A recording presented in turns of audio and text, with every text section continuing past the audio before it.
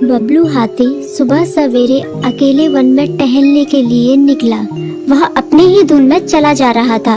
लगता था उसके दिमाग में कोई उलझन है जिसे वह सुलझाने की कोशिश कर रहा था।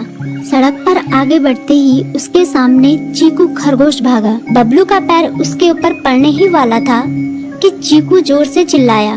उसकी आवाज सुनकर बबलू ने अपना पैर पीछे खींच लिया। कहाँ खोए हो बबलू भाई?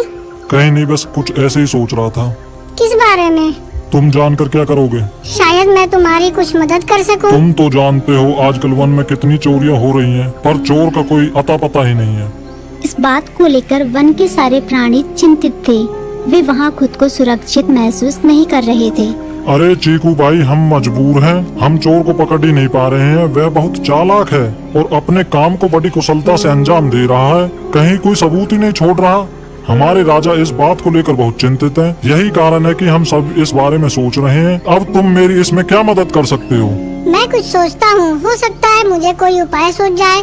प्रयास करने में कोई हर्ज तो नहीं है। तुम ठीक कहते हो चीकू, लेकिन वन के गुप्तचर भी अभी तक इसका कोई हल नहीं निकाल सके। इतना कहकर वे चुप हो गए। बबलू की बातों ने चीकू को सोचने के लिए मजबूर कर दिया। चीकू को उदास देखकर बबलू बोला, तुम अपना मन छोटा मत करो। मुझे अच्छा लगा कि तुमने मेरी परेशानी को समझा। कभी मैं भी इस वन के लिए गुप्तचर का काम करता था। एक बार मेरी टांग टूट जाने से मेरे अंदर फुर्ती नहीं रही। तब से मैंने यह काम छोड़ दिया। चीकू, तुम चाहो तो यह काम दोबारा कर सकते हो। वन के प्राणी ज्यादातर दिन में भोजन की तलाश करते हैं, वे रात को आराम करते हैं। तुम दिन रात दोनों में ही भोजन की तलाश में निकल सकते हो सकता है रात को तुम्हें कुछ ऐसी बातों का पता चल जाए जो हमारे काम की हो। हाँ बबलू, तुम ठीक कहते हो। मैं आज रात को वन में घूमकर इस बात का पता करने की कोशिश करता हूँ। थोड़ी देर बातें करके चीकू अपने बिल की ओर बढ़ गया और बबलू अपने रास्ते चला गया। चीकू के दिमाग में अभी तक बबलू की कई बातें घूम रही थी। उसे समझ नहीं आ रहा था वह बबलू की मदद कैसे करे। दिन भर वह उसी उधेड़-बुन में लगा रहा।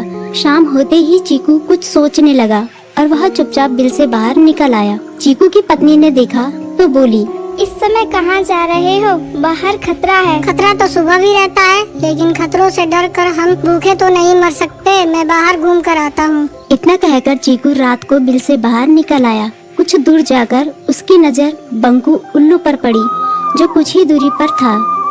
वह पेड़ की डाल पर बैठा अपनी गर्दन चारों तरफ घुमा रहा था। वह तेजी से पेड़ की एक डाल से दूसरी डाल पर उड़ रहा था। बंकू की नजर उस पर नहीं पड़ी थी। कुछ सोचकर चीकू पेड़ के पीछे से बाहर निकलकर थोड़ी खुली जगह पर आ गया और वहाँ से बंकू उल्लू को देखने लगा। बंकू ने चीकू को अंधेरे में भी देख लिया, पर उसने उसमें कोई उत्सुकता नहीं दिखाई और अपनी गर्दन चारों ओर घुमाता रहा। चीकू बड़ी देर तक बंकू की हरकतों पर नजर रखे रहा। वह थोड़ी देर तक खुले मैदान में खड़ा रहा, पर बंकू ने उसे देखकर भी अनदेखा कर दिया। उसने महसूस किया कि बंकू के आसपास चमकू चमगादड़ भी मंडरा रहा था। कुछ देर वन में घूमने के बाद चीकू अपने बिल में लौट आया और सुबह होने का इंतजार करने लगा। अगली सुबह बबलू उसी रास्ते में चीकू उसका इंतजार कर रहा था। आज बड़ी जल्दी आ गए बबलू। हाँ, आजकल मुझे चिंता की वजह से नींद नहीं आती। कोई नई खबर है क्या? यकीन से तो मैं नहीं कह सकता, पर मैं तुम्हें ऐसे प्राणी का नाम बता सकता हूँ जो शायद चोरों की मदद कर रहा है। कौन है वो? बंकू उल्लू। इतना कहकर चीकू ने रात की घटना उसे ज्यों की त्यों सुना दी। इसे सुनकर बबलू का माथा ठनका। बबलू की आंखें चौंधिया गई। तुम ठीक कह रहे हो। मुझे आज रात बंकू और चमकू पर नजर रखनी होगी। इतना कहकर वे दोनों अपने अपने रास्ते चले गए। बबलू रात को अपने साथियों के साथ बंकू पर नजर गड़ाए रहा। उसकी संदिग्ध गतिविधियों को देखकर उसके साथियों चंकी और संकी लोमड़ के साथ पकड़ लिया। बबलू ने सख्ती से पूछताछ करनी शुरू कर दी। तुम इस समय बंकू चमकू के साथ क्या कर रहे हो? हम चारों दोस्त हैं, इसलिए साथ बैठकर बातें कर रहे हैं। चमगादड़ और उल्लू की दोस्ती तो समझ में आती है, पर लोमड़ के साथ दोस्ती कैसे हो सकती है? सख्ती से पूछने पर दोनों ने अपना जुर्म कबूल कर लिया और सभी चोरियों के बारे में बताया जो उन्होंने कुछ दिन पहले वन में की थी।